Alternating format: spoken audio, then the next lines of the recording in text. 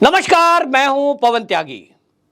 NDTV channel को गौतम अडानी ने खरीद लिया है और उसके बाद जिस तरह से वहां के डायरेक्टर प्रणय राय और उनकी पत्नी राधिका ने इस्तीफा दिया, उसके बाद रवीश कुमार भी चैनल से बाहर कर दिए गए। अब रवीश कुमार ने यूट्यूब चैनल बनाया है और वो उस यूट्यूब चैनल के जरिए अब बाकी पत्रकारों को, जो कि देश विदेश के पत्रकार हैं, उनको गोदी पत्रकार कहकर संबोधित कर रहे हैं। और अब वो वीडियो डालकर एक तरह से रोने जैसी कंडीशन में है कि मेरा चैनल सब्सक्राइब कर दीजिए, नकली लोगों ने चैनल बनाया उनको छोड़ दीजिए, असली पत्रकारों को पहचानिए। रवीश कुमार, जो खुद पत्रकार अपने को कहते हैं, वो भारत के अन्य पत्रकारों का अपमान कर रहे हैं और वो अपने यूट्यूब के जरिए ये पूरी दुनिया को बताना चाहते हैं कि दुनिया में यदि कोई सबसे बेहतरीन पत्रकार है तो वो स्वयं रवीश कुमार है। बाकी लोग तो सेठ के या तो चाटुकार हैं, या तो वो सरकार के हाथों बिके हुए हैं, या तो वो डरे हुए हैं। यूट्यूब चैनल पर उन्होंने एक संदेश जारी करते हुए, मैं उसको संदेश ही कहूंगा क्योंकि न्यूज तो उनके पास है नहीं, और वो न्यूज भी जब लाएंगे तो उनके इस विचार से ही पता लग रहा है कि वो किस तरह की न्यूज़ों को लाएंगे। क्योंकि एनडीटीवी पर हमने रवीश कुमार के वो रूप देखे हैं कि जब उन्होंने फेक न्यूज के जरिए भारत विरोधी अभियान को चलाया है और उसके लिए बाद में उनको माफी तक मांगनी पड़ी है। अब वो सेठ के नाम एक संदेश, ऐसा एक वीडियो उन्होंने बनाया और पूरे देश को यह समझाने की कोशिश की कि जो चैनल हैं उन चैनलों में पत्रकारों की अभिव्यक्ति की आजादी नहीं है, और वो जो रिपोर्टिंग कर रहे हैं बाकी सभी चैनल के पत्रकार, वो कहते हैं वो उनकी पत्रकारिता की हत्या हो रही है, वो खबरों को ठीक नहीं दिखा रहे हैं और वो आपको गलत पत्रकारिता करके गलत न्यूज फैला रहे हैं। और इसलिए उन्होंने अपनी यूट्यूब में गौतम अडानी को टारगेट करते हुए उन्होंने कहा, एक वीडियो सेठ के नाम संदेश मैं ये बना रहा हूं और ये उन सेठों के लिए है उन्होंने दो प्रकार की व्याख्या की कि एक प्रकार के वो लोग हैं जो पहले ही मीडिया को खरीद लेते हैं और अब उसके बाद वो पत्रकारों को वो करने को कहते हैं जो सरकार की तारीफ में पुल बांधते हैं, सरकार की कोई कमी नहीं बताएंगे और आपको इधर उधर की खबरें दिखाएंगे, यानी सत्य से परे ले जाएंगे। दूसरा तरह का सेठ वो ये बताते हैं कि कुछ सेठ ऐसे हैं जिन्होंने पत्रकारिता फील्ड में एक कंपनी बनाई, कुछ पैसे इन्वेस्ट कर दिए और उनका मकसद ही था सरकार के दिए हुए ठेकों को ग्रहण करना और सरकार के काम से पैसा कमाना। जैसा उन्होंने गौतम अडानी को बगैर नाम लिए कहा कि आज कुछ सेठ ऐसे हैं जो सरकार के पोर्ट भी ले रहे हैं, एयरपोर्ट भी ले रहे हैं और हर तरफ इन्वेस्टमेंट में वही वो नजर आ रहे हैं। ऐसा लग रहा है कि भारत में और कोई सेठ है ही नहीं। रवीश कुमार को मैं ये बताना चाहता हूं कि जो रवीश कुमार अडानी के ऊपर प्रहार कर रहे हैं और वो ये कहने की कोशिश कर रहे हैं कि रवीश कुमार ये बताने की कोशिश कर रहे हैं कि गौतम अडानी एक ऐसे सेठ हैं जो सरकार में पैठ बनाते हैं और अब सरकार की बड़ाई करने के लिए, सत्य को ना दिखाने के लिए उन्होंने एनडीटीवी को खरीदा है। तो पहली बात तो रवीश कुमार की यह बात झूठ है कि गौतम अडानी ने एनडीटीवी खरीदा है। गौतम अडानी हमारे देश के वो उद्योगपति हैं जो एशिया में नंबर 1 माने जाते हैं आर्थिक स्थिति में। तो रवीश कुमार जी, आप अगर ये सोच रहे हैं कि ब्रांड एनडीटीवी जिस पर कोई दर्शक नहीं है, जो बदनाम हो चुका, गौतम अडानी उस ब्रांड को खरीदेंगे, यह आपकी भूल है। गौतम अडानी जब चाहें इस देश में 100 चैनल खड़े कर सकते हैं अपने बल पर, अपने नाम पर, और अडानी चैनल यदि वो घोषित करें, अडानी चैनल अगर ये नाम भी रख लें, तो मैं कहता हूं कि सबसे ज्यादा दर्शक आपको वहां देखने को मिल सकते हैं, क्योंकि चैनल किसी ब्रांड से नहीं चलते हैं, उसके अंदर जो कंटेंट है, जो पत्रकार हैं, जो विचारधारा है, उसके आधार पर चलते हैं। आपको एक उदाहरण देता हूं। हमारे देश के जाने माने पत्रकार हैं सुधीर चौधरी। वो कभी जी न्यूज में थे, लेकिन आज वो आज तक में हैं। तो आज तक चैनल वो किसका भी हो, सुधीर चौधरी की जो विचारधारा है, क्या उसमें बदलाव आया है? जी नहीं। वो जी न्यूज पर जो बोलते थे, जो ऐतिहासिक तथ्य रखते थे, जो देश की बात रखते थे, वही बात आज वो आज तक पर रख रहे हैं। प्रोग्राम का नाम बदला है, केवल प्रोग्राम का नाम बदलकर अब वो ब्लैक एंड व्हाइट हो गया है, पहले कुछ और था। इससे क्या फर्क पड़ता है? मैं यदि आज द न्यूज पर बोल रहा हूं और यदि कल को मैं कहीं रिपब्लिक या आज तक पे बोलने लगूंगा, तो मेरे जो विचारधारा है, क्या मैं उसको बदल दूंगा? क्या मैं देश के विरुद्ध बोलने लगूंगा? क्या मैं देश के अहित में बोलना शुरू कर दूंगा? क्या मैं हिंदुत्व और सनातन जो संस्कृति है उसके विरुद्ध बोलने लगूंगा? बिल्कुल नहीं। यदि कोई नौकरी करता है तो वो पहले ही ये देखकर करता है कि मुझे नौकरी कौन सी करनी है। उदाहरण के लिए, यदि मान लीजिए कोई इलेक्ट्रिकल इंजीनियरिंग किया हुआ बंदा है, तो क्या वो इलेक्ट्रिकल इंजीनियरिंग किया हुआ व्यक्ति कोई वो ऐसी जगह नौकरी ढूंढेगा जहां कंस्ट्रक्शन का काम हो और सिविल इंजीनियर का काम हो? 100% नहीं। जो सिविल इंजीनियर है वो सिविल इंजीनियरिंग की कंपनी, उससे रिलेटेड कंपनी में जॉब करेगा, और जो इलेक्ट्रिकल इंजीनियर है वो इलेक्ट्रिक से जुड़े हुए मामलों की कंपनी ज्वाइन करेगा, क्योंकि उसको पहले पता है कि जो उसका ज्ञान है वो उसी कंपनी के लिए है, वहीं उसका यूज हो सकता है। ठीक इसी तरह रवीश कुमार जी, आपको बताना चाहता हूं, जैसे आपने दो तरह के सेठ बताए कि दो तरह के सेठ होते हैं। एक सेठ वो जो पत्रकारिता फील्ड में आते हैं और चैनल को खरीद लेते हैं और वहां से लोगों को निकाल दिया जाता है जो सच्चे पत्रकार हैं, और फिर वो गोदी मीडिया बन जाते हैं। और एक सेठ आपने वो बताए जो इस विचार से ही चैनल शुरू करते हैं। तो मैं आपको रवीश कुमार जी बताता हूं कि पत्रकार भी दो तरह के होते हैं। एक वो पत्रकार होते हैं जिनकी विचारधारा कुछ नहीं है, केवल उनको ऐसे लोग फंड करते हैं कि जो देश है हमारा भारत देश, इसके विरुद्ध जो षड्यंत्र करने वाले हैं, आतंकवाद को बढ़ावा देने वाले हैं, अलगाववाद को बढ़ावा देने वाली ताकत है, जो देश विरोधी एक्टिविटी करने वाली ताकत है, वो पीछे से फंड करते हैं और वो ये कहते हैं कि आप हमारे द्वारा किए गए हर काम को आप बचाव करेंगे और हम जो भी करें, चाहे हम हत्या कर दें, तो आप ये कहेंगे कि क्योंकि रोजगार नहीं था इसलिए बंदूक उठानी पड़ गई। यदि हम पत्थरबाजी करें सेना के ऊपर, तो आप ये प्रसारित करेंगे कि ये भटके हुए नौजवान हैं। एक ये पत्रकार हैं जो हर गलत काम को सही ठहराने की कोशिश करेंगे, जो भी काम देश के विरुद्ध हो रहा हो। ऐसे पत्रकार कुछ हैं, ऐसे चैनल कुछ हैं कि भारत तेरे टुकड़े होंगे इंशाअल्लाह कहने वालों को यह कहेंगे कि साहब ये अभिव्यक्ति की आजादी है। और दूसरे पत्रकार वो हैं जो इस देश में ऐसे देश विरोधी जो भी ताकतें हैं उनको एक्सपोज करने का काम करेंगे, लोगों को यह बताने की पूरी कोशिश करेंगे कि इस देश में कुछ ऐसे पत्रकार भी हैं जो देश विरोधी अभियान चलाने वालों के साथ हैं और उनके अभियान का एक हिस्सा हैं। वो एक नैरेटिव सेट करने वाले हैं और उनकी मानसिकता यह है कि देश के विरुद्ध ही उनको षड्यंत्र रचना है। तो दो तरह के पत्रकार हैं रवीश कुमार जी, दो तरह के सेठ नहीं। आपने जिनका जिक्र किया है, कई हजार तरह के सेठ इस देश में हैं। कुछ लोग तो ऐसे भी हैं कि कोई महामारी आ गई तो वो स्टोर कर लेते हैं सामान को ताकि ऊंचे रेट में वो बेचे उसको, और जब अकाल पड़ जाए तो वो ज्यादा मुनाफा कमाए। तो रवीश कुमार जी, आप पत्रकारों पर प्रहार कर रहे हैं, लेकिन आप उस किस कैटेगरी में आते हैं मैं नहीं बताना चाहता, ये देश निर्णय करेगा।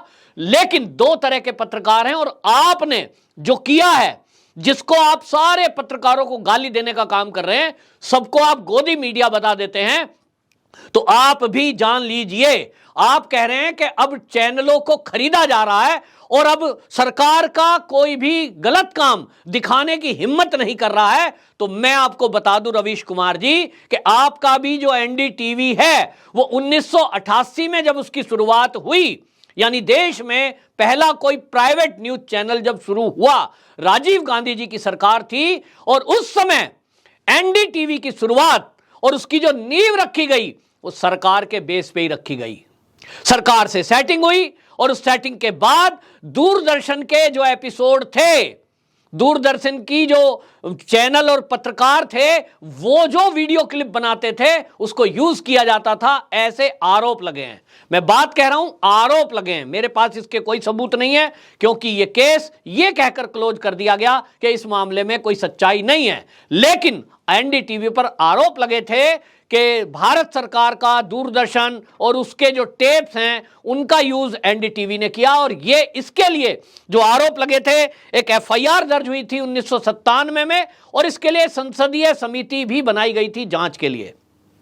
यह बात अलग है कि क्लीन चिट मिल गई, लेकिन वैसे ही जैसे आज आप मोदी जी को कह रहे हैं कि आज सब मामलों को दबा दिया जाता है, तो यह लोगों का आरोप है कि एनडीटीवी के मामले में भी इसी तरह क्लीन चिट मिल गई होगी। ये लोगों की आशंका है।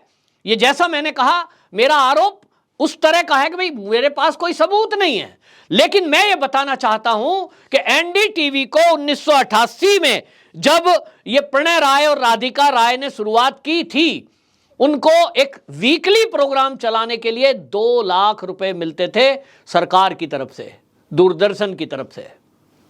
और आरोप ये लगे थे कि वो दूरदर्शन का ही टेप एनडीटीवी के थ्रू दूरदर्शन पर आता था, और उसके 2 लाख रुपए पर एपिसोड, पर वीकली, यानी महीने में अगर 4 हफ्ते आए हैं तो उन 4 सप्ताहों में 8 लाख रुपए 1988 में दिए जाते थे एनडीटीवी को।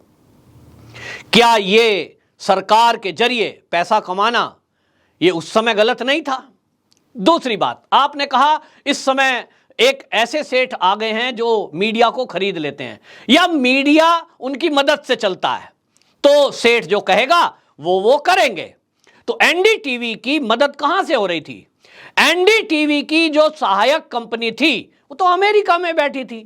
तो एनडीटीवी कहां से चल रहा था? एनडीटीवी चल रहा था टाइम वार्नर केबल, जो कि अमेरिका के न्यूयॉर्क में स्थित है। वो आपकी पार्टनर कंपनी थी। अडानी का कोई अगर एनडीटीवी में अब शेयर बढ़ा है और अडानी जी ने वो चैनल में अब मालिकाना अधिकार प्राप्त किया है, तो अडानी जी भारत के उद्योगपति हैं। कम से कम वो भारत के हित में काम करेंगे। उनसे कोई खतरा देश को नहीं है कि वो भारत विरोधी कोई ऐसा काम करेंगे। यदि वो करेंगे तो भारत के कानून के तहत उनके ऊपर सख्त कार्रवाई हो सकती है, क्योंकि वो भारत में, उनका अरबों खरबों रुपए का व्यापार और उनका रहना सहना भी भारत में है। लेकिन एनडीटीवी के पीछे जो शक्तियां थी वो तो भारत की है ही नहीं। अमेरिका की सहायक कंपनी जिसका मुख्यालय न्यूयॉर्क में है, टाइम वार्नर केबल, वो आपकी सहायक कंपनी है। भारत विरोधी कोई भी आप अभियान चलाएंगे, अमेरिका में जाकर भारत को कोई भी एक्शन करना, वो तो बहुत कठिन काम है। आज के समय में, मोदी जी के समय में संभव भी है, पहले तो ये कोई सोच भी नहीं सकता था कि अमेरिका में आप किसी व्यक्ति को, किसी कंपनी को कोई सजा दे सकते हैं। तो एनडीटीवी बाहरी शक्तियों के सहयोग से चल रहा है। आज अगर आप इससे परेशान हैं कि अडानी ने उसको खरीद लिया, तो मैं पहले भी बता चुका हूं, अडानी जी का कोई मूड एनडीटीवी को खरीदने का नहीं था। लेकिन एनडीटीवी की जो सहायक कंपनी है, यानी जिसके सहारे एनडीटीवी अब तक चल रहा था, जब उसने 400 करोड़ रुपए का लोन ले लिया और वो 400 करोड़ का लोन 10 साल तक भी निपटा नहीं पाए, तो उसने कंपनी बेच दी उस ओनर ने, और ये वीसीपीएल कंपनी उसके शेयर बेच दिए क्योंकि कंडीशन थी। तो अडानी ने खरीदी है, और इस अडानी जी को, जिसको आप दिन रात कोस रहे हो क्योंकि आपको चैनल से बाहर कर दिया गया है, अब आपकी चलनी नहीं है और आप पहले से एक्सपोज हो, तो आपको यह भी बता दूं कि जिस सेठ को आप दिन रात गाली दे रहे हैं और कोस रहे हैं, और जो देश विरोधी ताकते हैं, वो भी अडानी और अंबानी को दिन रात गाली देते हैं। ये भारतीय सेठ की आपको विशेषता बताता हूं, और ये विशेषता मैं नहीं, मेरे साथ एशिया की नंबर 1 जो मैगजीन है फोर्ब्स, वो फोर्ब्स बता रही है। और फोर्ब्स लिखती है कि हीरोज ऑफ द फिलांथ्रॉपी, ये अपना एक टॉपिक है, और उस लिस्ट में, जो ये लिस्ट जारी करती है, उसमें लिखती है कि एशिया में यदि कोई सबसे बड़ा दानवीर है इस साल का, तो वो गौतम अडानी ग्रुप है। पता है क्यों? क्योंकि उन्होंने भारत के गरीब बच्चों की पढ़ाई के लिए, कौशल विकास के लिए 60,000 करोड़ रुपए का दान केवल अपने पिता के 100वें जो उनका जयंती थी और अपने खुद के जन्मदिन पर 60,000 करोड़ रुपए दिए गरीब बच्चों की पढ़ाई के लिए। और ये जो अडानी ग्रुप है ये ऐसा काम हर साल करता है। 37 लाख बच्चों की पढ़ाई की व्यवस्था निःशुल्क। 37 लाख बहुत बड़ा आंकड़ा है रवीश कुमार जी, ध्यान कर लेना। इन 37 लाख बच्चों को 1996 से, आज से नहीं कि मोदी जी सरकार आई है 14 में तो ये बहुत अमीर हो गए तो इस पैसे से ये गरीबों का भला करने का दिखावा कर रहे हैं, नहीं। 1996 में मोदी कहीं नहीं थे, यानी केंद्र में नहीं थे। 1996 से 37 लाख गरीब बच्चों की पढ़ाई की व्यवस्था ये गौतम अडानी ग्रुप करता आ रहा है और उसके लिए 11,600 करोड़ रुपया वो प्रतिवर्ष देता है। जिसको आप गाली दे रहे हो ना कि उसने मीडिया को गोदी मीडिया बना दिया है, अब एनडीटीवी को खरीद लिया है, मुझे बताएं अमेरिका की जो आपकी सहयोगी कंपनियां हैं, जो एनडीटीवी की सहयोगी कंपनियां हैं, मैं इंतजार करूंगा कि आप जरा लिस्ट जारी करें कि इन कंपनियों ने, और जिन विदेशी कंपनियों का आप गुणगान करते हो, जिन विदेशी सेठों का आप गुणगान करते हो, उन विदेशी सेठों ने भारत की आर्थिक स्थिति में क्या सहयोग दिया है, क्या उन्होंने भारत के बच्चों को या भारत देश की कोई मदद करने के लिए कितना दान दिया है, मैं जानना चाहूंगा। रवीश कुमार जी, गाली देना आसान है, लेकिन आप बड़ी चतुराई से अपने YouTube चैनल से भी वो जहर उगलना बंद नहीं कर रहे हैं, वो नैरेटिव चलाना बंद नहीं कर रहे हैं जो आप एनडीटीवी पर करते थे। और आपका एक सूत्रीय एजेंडा है कि भारत के उद्योगपतियों को बदनाम करो, भारत के उद्योगपतियों के विरुद्ध लोगों का नैरेटिव सेट करो ताकि भारत के लोग भारत के उद्योगपतियों से नफरत करने लगे, उनके प्रोडक्ट का बहिष्कार करें। और तो और इसी तरह के नैरेटिव से हमने देखा था कि जो पंजाब के अंदर कई ऐसे जियो टावर थे जिनको टारगेट किया गया था, उनके सामान को चुरा लिया गया था और तोड़फोड़ कर दिया गया था। अडानी और अंबानी को जो गालियां दी जाती हैं वो आप ही जैसे पत्रकारों के एजेंडा चलाने के कारण होता है।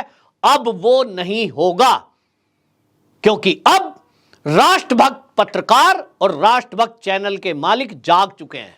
आप जिसको गोदी मीडिया कह रहे हैं आप कहिए, यह आपका अधिकार है, लेकिन अब एक्सपोज हो चुके हैं वो दो तरह के पत्रकार, एक हैं राष्ट्रभक्त और एक हैं राष्ट्र विरोधी। तो इस देश में राष्ट्र विरोधी ताकतें कितनी हैं उसको पहचानना, मैं दर्शकों से कहता हूं कुछ नहीं करना, केवल ये देख लीजिए किस टीम में कौन खड़े हैं, कौन सी चैनल को कौन सब्सक्राइब करता है, किसकी वीडियो को कौन कौन लाइक कर रहा है।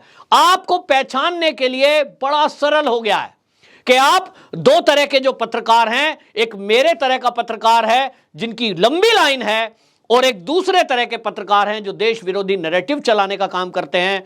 उनके शेयर और उनके लाइक और उनके आपके जो उसमें मैसेज लिखे जाते हैं यानी कमेंट, उनसे आप जान पाएंगे कौन किस विचारधारा का पत्रकार है। रवीश कुमार का सर्टिफिकेट हम किसी भी पत्रकार को नहीं चाहिए। आपकी क्या राय है आप जरूर बताना, कमेंट बॉक्स में ये जरूर बताना ताकि रवीश कुमार को इसका जवाब मिल सके। और रवीश कुमार जिस अपने YouTube चैनल की बात कर रहे हैं कि मेरे चाहने वाले इस चैनल पर आए हैं, सब्सक्राइब किया है, शेयर कर रहे हैं, मैं देख रहा हूं कि वो कुछ ही दिनों में लाखों में पहुंच गया है। और ये दा न्यूज जिस पर हम राष्ट्र के हित की बातें रखते हैं, अब एक तरह से मैं आपसे कहूंगा कि अब राष्ट्रभक्तों को सोचना है कि ऐसे राष्ट्रभक्ति वाले चैनल जो राष्ट्र के हित की बात करते हो उसको कितने लोग सब्सक्राइब करेंगे, कितनी उनकी वीडियो को शेयर करेंगे। अब तो सीधी सीधी रवीश कुमार ने चुनौती दी है। मैं पूरे देश से आग्रह करता हूं कि जो भी आपके इर्द गिर्द, चाहे यूट्यूब चैनल हो फिर चाहे वो सैटेलाइट चैनल हो, जहां भी आपको राष्ट्रभक्ति की, संस्कृति प्रेम की और राष्ट्र हित की बात लगे, उन चैनलों को और उन पत्रकारों को आगे बढ़ाइए। वंदे मातरम।